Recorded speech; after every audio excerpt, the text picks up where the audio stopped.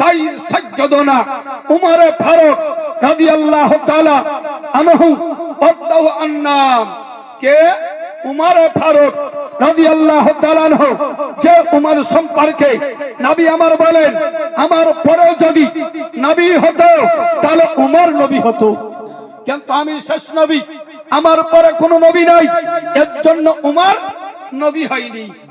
নবী আমার কি বলছেন, আমার পরে নবুয়তের দরজা খোলা থাকলে উমর নবী হতো, কিন্তু নবুয়তের দরজা আমার দ্বারাতেই বন্ধ হয়ে গিয়েছে, এই কারণে উমর নবী নয়। ওই ব্যক্তি উমর ফারুক যার সম্পর্কে নবী আমার বলেন উমর যে রাস্তা ধরে ওই রাস্তা দিয়ে শয়তান চলে না। উমর যদি এক রাস্তা দিয়ে চলে তাহলে ওই রাস্তা শয়তান ছেড়ে অন্য রাস্তা দিয়ে চলে যায়, উমরের রাস্তা দিয়ে আর চলে না। ওই উমর ফারুক রাদিয়াল্লাহু তাআলা আনহু তিনি একদিন বলছেন আমি যদি জানতে পারি যে আল্লাহ একটা বান্দাই জাহান্নামী হবে তাহলে আমি নিজেকে এই রকম মনে করি, আল্লাহকে আমি এত ভয় করি, আমি মনে করব যে ওই জাহান্নামে যে বান্দাটা যাবে ওই বান্দাটা আমি নিজেই। আমি যদি বুঝতে পারি যে আল্লাহর এক বান্দা জাহান্নামে যাবে তাহলে আল্লাহকে আমি এত ভয় করি, আমি মনে করব ওই লোকটা আমি নিজেই।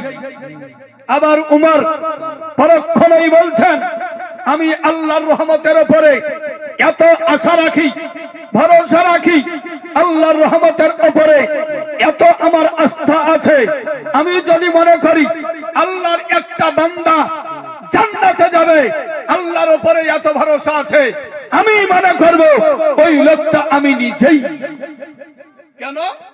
আল ঈমান বাইনার রাজা ওয়াল খাউফ, ঈমান হলো ভয় এবং আশা এর মাঝামাঝি। একেবারে আশা করে বসে থাকলেও চলবে না, আর এটা বললেও হবে না যে আল্লাহ আমাকে ক্ষমা করবেনই না, এই রকম বললে চলবে না। আল্লাহর বান্দা আমরা, আল্লাহ অবশ্যই আমাকে ক্ষমা করবেন, এই রকম বিশ্বাস রেখে আল্লাহর কাছে তওবা করতে হবে। ব্রাদানি ইসলাম আর তওবা করে নিলাম তারপর নির্ভয়ে চলবো, এটা চলবে না। মরার আগে পর্যন্ত আল্লাহর নিকটে কান্নাকাটি করে ক্ষমা চাইতেই থাকতে হবে, এর নাম হলো ঈমান। ব্রাদানি ইসলাম আমি বলছিলাম নিজ সন্তানাদিকে ইলমে দ্বীন শিক্ষা দেওয়ার ব্যবস্থা করুন। গ্রামে মক্তব আছে, ওই মক্তবে নিজের ছেলে মেয়েদেরকে আপনি পাঠান যেন কোরআনে কারীম সে শিখতে পারে।